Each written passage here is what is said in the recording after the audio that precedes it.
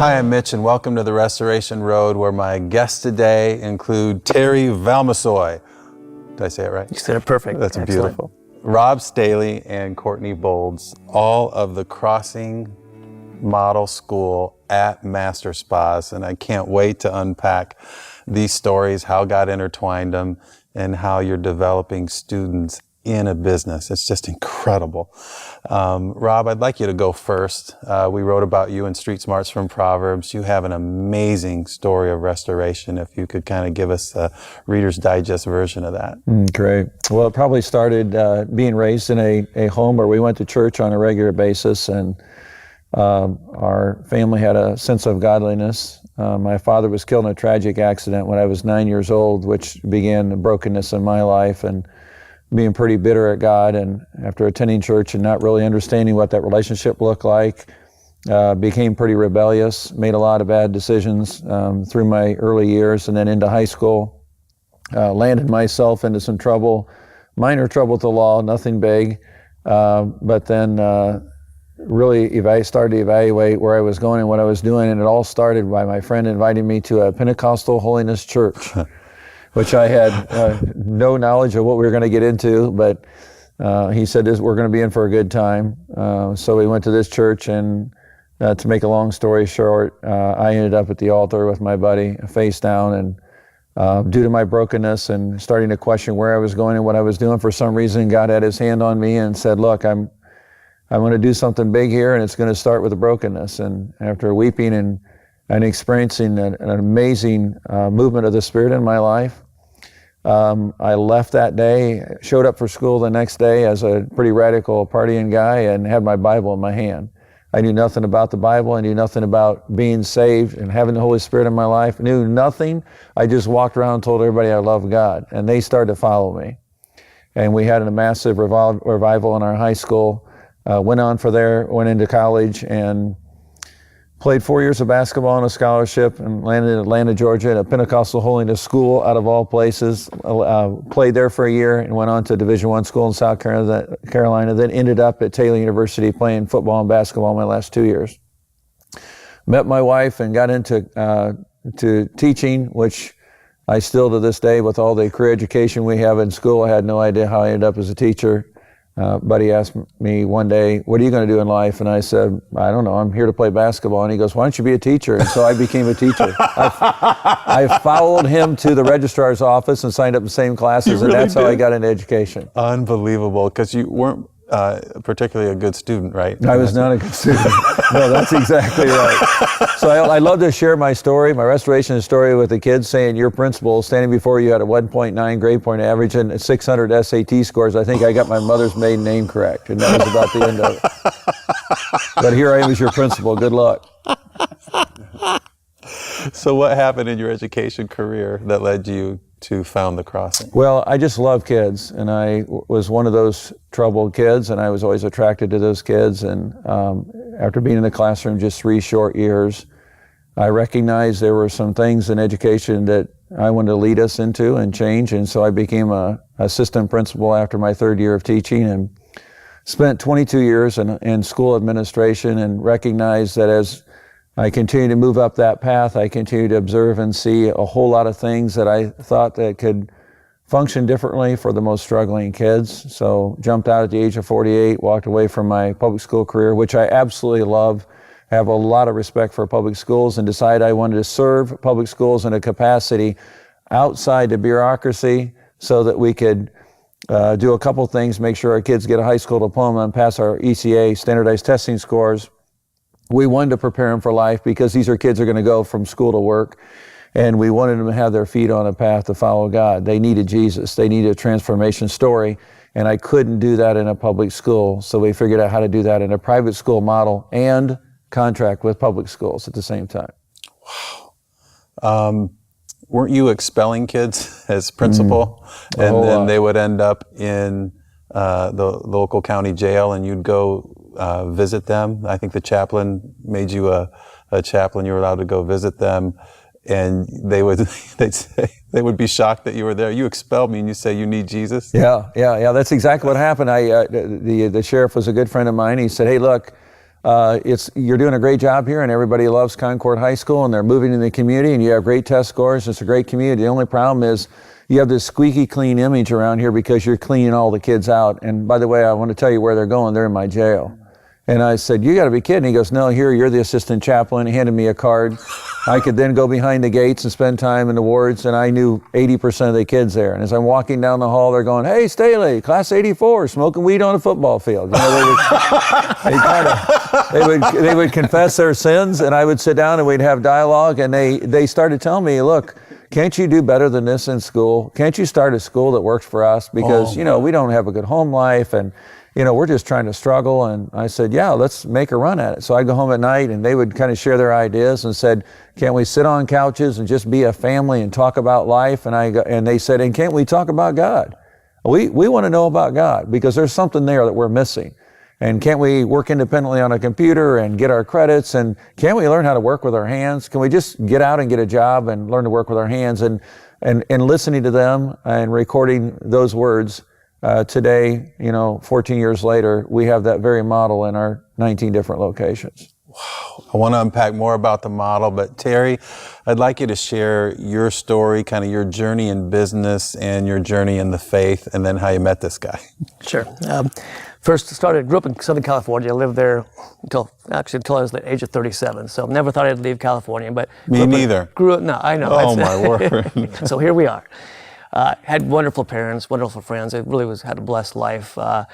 Grew up in the Methodist church, but never really had a relationship with Christ. I understood what that meant. And when I was in my mid-20s, I went to another church in California, and really the message that I heard had me come to Christ. So I finally really understood what that meant, learned more, met my wife, and we got married. We moved to an interesting area that there was this big church down the street from us that we heard about. It was in a high school.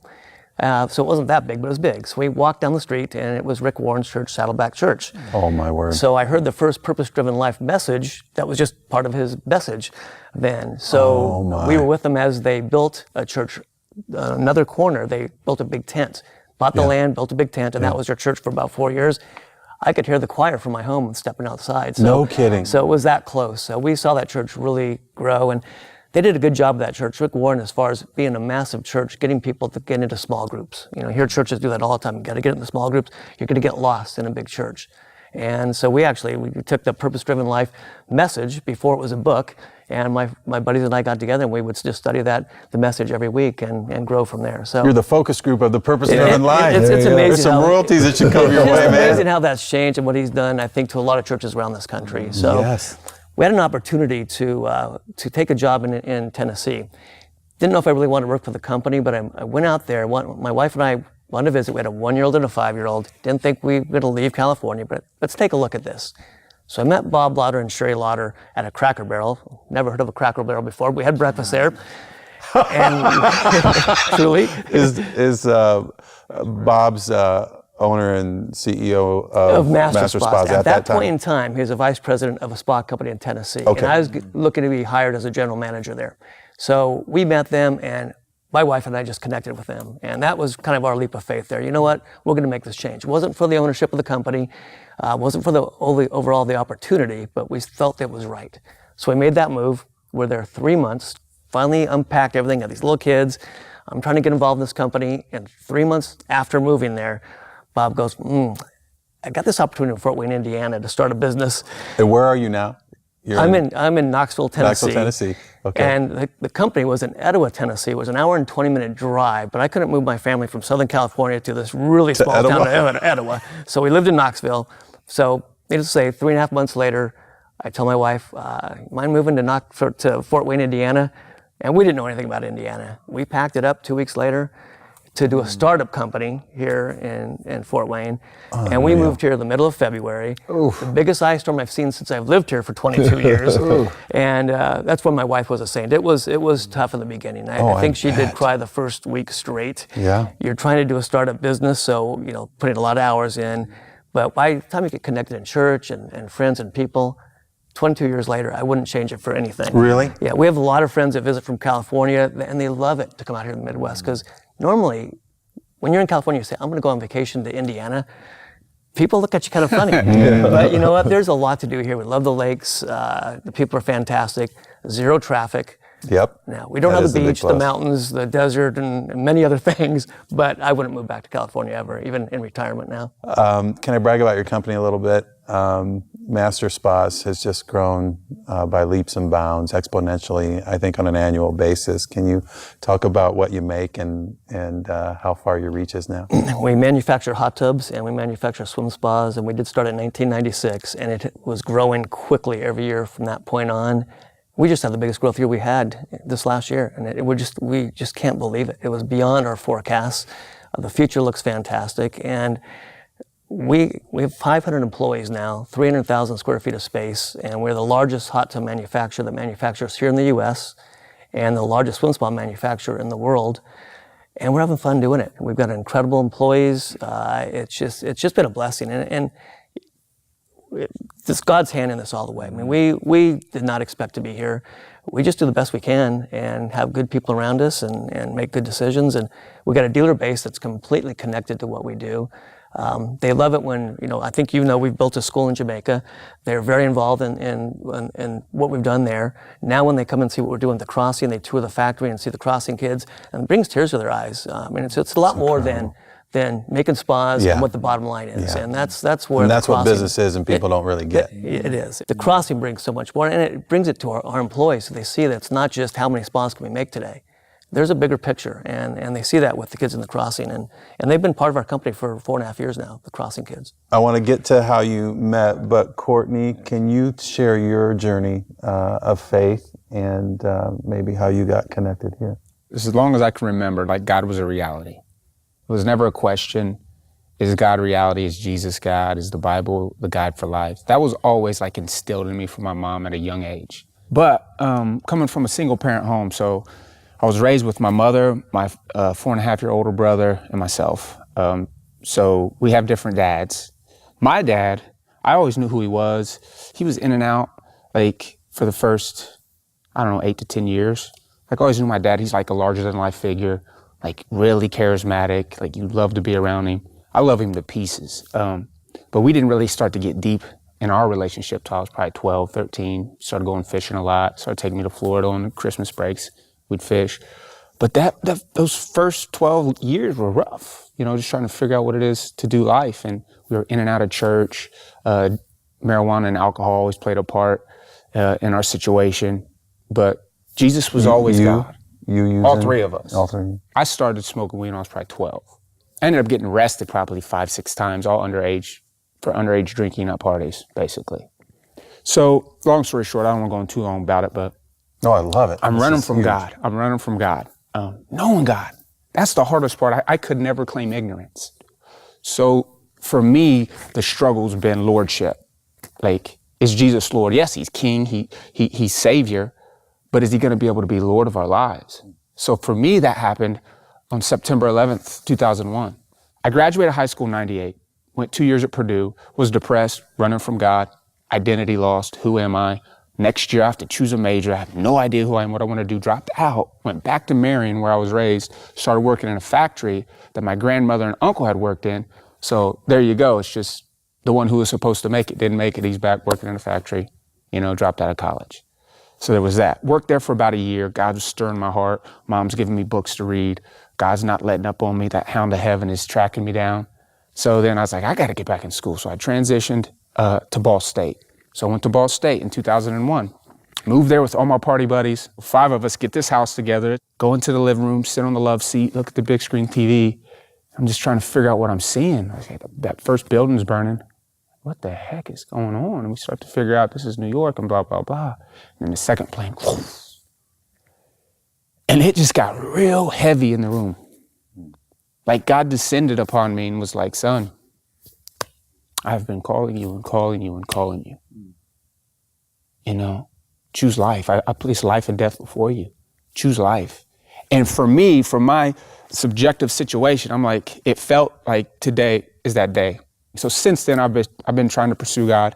I ended up, once I graduated from Ball State, I worked at I was a case manager at a social work facility in Muncie. Wasn't really for me because I'm like change. I like to be able to see progress. Yeah. And in that, it's more make them stable in the community, which is necessary and good, and you need to be built for that. I wasn't built for it. So I only did that about a year and a half. And then I was able to move here to Fort Wayne in 2007. Worked at a place called Lifeline Youth and Family Services. Oh, yeah. As a family consultant for about 6 years. Just trying to get in the lives of young men, which was really, really fun. It was just, you could just take them out and just process life with them. So then, after I go back to school again to get a master's, 2013, I was also substitute teaching, so I was doing part-time. I was doing Lifeline part-time because I went part-time to do school, and then I never went back to full-time. So to make ends meet, I started substitute teaching. So now I find myself in a school like Snyder one day. It was crazy. I'm in Snyder one day, and I go in there, period one, kids talking about his music, so I engage them about music. Like, what do you listen to? And we start processing that, like the truth behind it. So it just like, the ball started rolling every period. By the end of the day, I was up in the class. The kids were like begging me to preach to them. I preached to them for probably like 30 minutes, and I'm like, oh, I'm done. And they start clapping. The kids were just like this, because they're so hungry for the truth of God. Yeah. Because I don't want to go pull any punches. What's the worst they could do to me? Yeah. Don't come back? Okay. Yeah. I told you the truth, and I love you. And then that day, like about 6 kids stayed after school because they wanted to ask me questions and process this stuff. So I'm staying after school with them until the janitor had to kick us out. It's crazy. Wow. And then soon after that, I meet a guy named John Agler who used to work for the Crossing, awesome guy. So he just says, I'm going to be out. Could you substitute for me? I was like, bet, I'll substitute. So I'll go in on a Tuesday, substitute at the Crossing, when we used to be located at Prime Time, just across from Southside. Go in there one day, substitute another day, and then they offer me a job. And then 5 years later, here we go. All right. The rest is history, so they say. Yeah. How in the world do you two connect and come up with this idea to start a school in a business? Fortunate enough, 4.5 years ago, I heard Rob speak. I was at a business forum meeting, and they have speakers every week, and this time I'm glad I was there. Heard his story. He spoke for about 35 minutes, and I'm just going, what they're doing is amazing, and there's something that MasterSpas could be involved in. So as soon as the meeting was over, I went and introduced myself. He goes, let's schedule a meeting to get together. And so we came in, and at that point, they were really talking about job training programs for these students. You know, that's so much more than just get them the education. They don't want them to get a high school diploma, and here you go find your way. So there's so much more involved with that. So I thought, yeah, is there something we could do? So he said we'd schedule a meeting. I went back to my office and got together with my vice president of manufacturing, Mike Reese, and I basically, here's what I understood they're saying. We're talking about bringing 5 or 6 students in and having one coach work in our factory for 3 hours a day. And I'm thinking he might say, look, we got so much going on. There's, you know, I got this problem, we're trying to do this. You really want me to try to bring some kids that might just interrupt the process? And how do we put that group in for 3 hours a day? Well, that meeting he said, absolutely, we'll figure this out. Oh my goodness. Now that's just not Rob talking, that's him hearing it from me. So we hadn't really gotten the passion I got from Rob. So he was 100% on board. So as soon as Rob came in, we all met and we said, let's give this a try. So we pay a fee that covers the cost of the coach. And then they bring in 5 or 6 students. And we actually worked. Tim Kruse, you might know, was the first coach we had. And he made this thing really work for us. My cousin. Got in there and worked with the kids. Our employees embraced the kids, just brought them under the wing and just saw maybe themselves in them when they were younger and say, hey, we can help these kids have an opportunity in life. And for the first time, you know, what Rob would say is they don't know what it means to have a work ethic, and they might not see that in their home. So now they have people, these teachers mentoring them, they have employees mentoring these 16, 17-year-old students, so they get an idea of what work life is. And so that works so well. We actually went to 2 groups where we have one in the morning, one in the afternoon. And the high school is downtown. So the problem the Crossing had was they're trying to get these kids driven down, get them working for those 3 hours, drive them back, and there would be attendance issues. So we said we've got to do more to help this program out. So we had the idea of building a school on campus, giving them some space and build a classroom. So we got our vendors together, and they all pitched in their labor and time, no cost, built a school. The kids pitched in and helping build it. And so we have a school that holds 30 students. So in that space we have, another idea, I joined the board within that first year of doing this with the Crossing. I joined the board, so I understood more about what the school is all about. The board of the Crossing. The board of the Crossing, the Fort Wayne board. So I really got to understand that we're trying to find micro businesses, other things that these kids can learn business. So they have more skills when they leave the school, and there's a lot of smart kids that can actually be young entrepreneurs. Oh yeah. So we buy a lot of pallets every day. We use about 80 pallets every single day for our hot tubs, and they're custom made. Well, we thought if we can give them space, and because Rob always talked about the woodworking jobs that these students did up in Elkhart, wood was a natural thing for them to work with. So, okay, we can dedicate space. If they can kind of match the price of what we pay for a pallet, their labor's free, it's part of their education, and then they have one more teacher that needs to coach them through that process and also teach them business along the way. Yeah. QuickBooks. So we set that up, and these kids would come in and have meetings in our boardroom, talk about pricing, talk about quality, and so they make presentations to us about their output. So they then invoice us. They make all their pallets every week. They invoice us. We pay them the next week, and they run their business. It's just a separate business with a master spas. That's and we've been doing incredible. that for 3 years now, and it's been phenomenal. That is incredible. It really is. So now we have 30 students at what we call the Master Spas campus. They spend half their time in the classroom. That's and where then you come in? Yes. we have 2 teachers there, and then we have a job coach in the factory where we'll now have 6 kids in the morning and 6 in the afternoon, and then we'll have the whole team that's manufacturing pallets.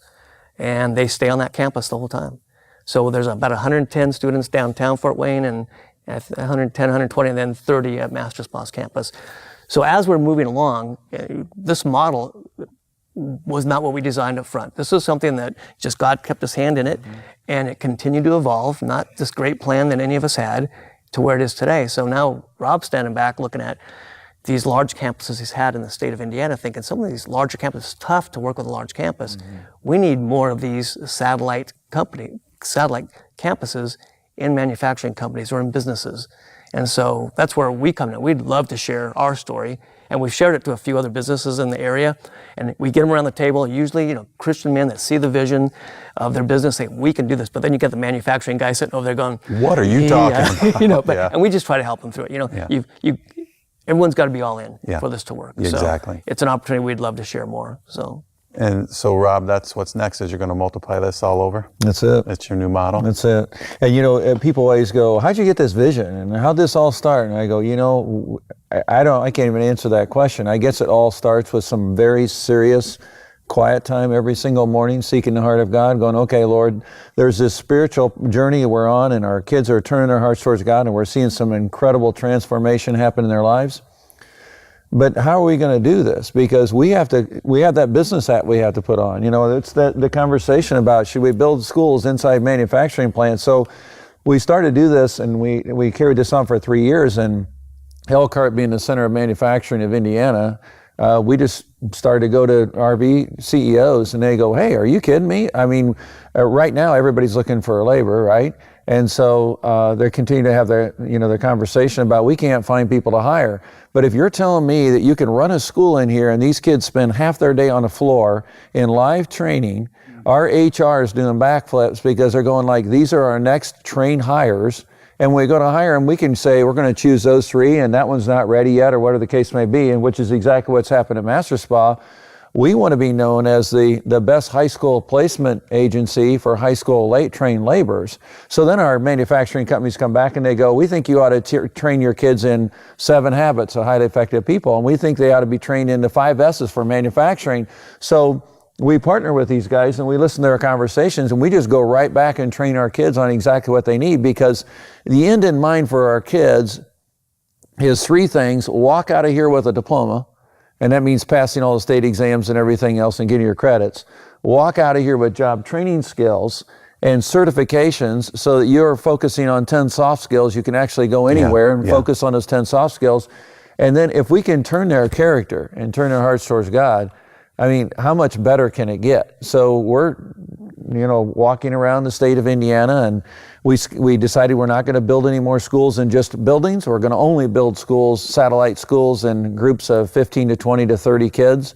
And the HR and the companies that we're working with are literally coming to us with tears in their eyes, saying, you're changing our entire culture of our organization, which who would ever expect that? We have employees that are coming to our teachers saying, tell me about God and tell me how I can have a relationship with God, and will you pray with me? And all these conversations are going on, and these grown men are crying because they're mentoring these kids, and these kids are changing their life. And you have that privilege of working with the kids? Oh my goodness, that is the word. It's a privilege. Like on a weekly basis, I ask God, like, I get to do this. it's wild. Like I was talking earlier, we have carte blanche conversations with kids, right? Everybody who works at the Crossing is a kingdom-devoted believer in Jesus. We're on mission. So every morning we come in and we get together as a staff and we check our hearts and say, okay, we're going into the battlefield today. So one of the group brings a word to us to encourage us, to realign us, and let's get out there. So the kids come in, we pray for them to start today, right? They get them separated into their groups. They have a teacher of record who's responsible for a selection of students, and they get to work, right? And during that time period, you're cycling through the room. How you doing today? I heard that you got that new job. What's going on? And then another one comes up, Mr. Bowlds, I need to talk to you. I just got kicked out of the house last night. We go sit in the hallway and slide down on the wall, just sit there knee to knee and just listen. A lot of it's just listening. I don't understand. I've never been kicked out. I'm not going to pretend I know what you're going through, but I'm going to sit here and I'm going to mourn with you for a minute. And I'm going to ask you questions to see if we can problem solve. And I'm going to ask if I could pray for you. And I've never had one kid say, no, don't pray for me. Not one kid. No. It's hilarious. The atheist kids, the profound, there is no God, they will be with us long enough. And we request prayers. Mr. Bowlds, can you pray for my grandma? Yeah. To who? Yeah. Yeah. Right? Who you want me to pray to? I don't say that. It tickles me inside. Yeah. So I'm like, because there's an environment that we create that God is real. I'm not in there to convince you God is real. My presupposition God exists. So I'm walking out of that, and I invite you into that. Yeah. And if you have questions, we can engage that stuff and process whatever issues you have. But we have this opportunity to love them at pretty much every tier of their life. So I love it. Every day I get to go there. They make me laugh. They make me think. They get me frustrated. It can sometimes bring me to tears. But we'll never be fake with them. We don't have to have a veneer that says, because I'm the teacher and the way authority works, you got to get pushed down and just do what I say. I've seen it. You pour respect into these young people. Yep. You pour respect deliberately, intentionally, every day. You pour respect into them. They will rise up and begin to pour respect into others and yourself. Amen. It's beautiful. Courtney, they are so blessed to have you. Rob, thank you for your vision and your life and saying yes to the call of Christ. Terry, you the same. It's just amazing what God is doing through the Crossing at Master Spas and will multiply all over the world. Thank you. Thank you. Amen. I was asked to write a foreword in this book, and we are more than excited to make this book a part of our curriculum. We will integrate this content. We will allow our teachers to purchase this book, or we'll purchase it for them, and this will become very instrumental in allowing our teachers to teach the wisdom of God and street smarts to our students on a daily basis. I highly recommend this text.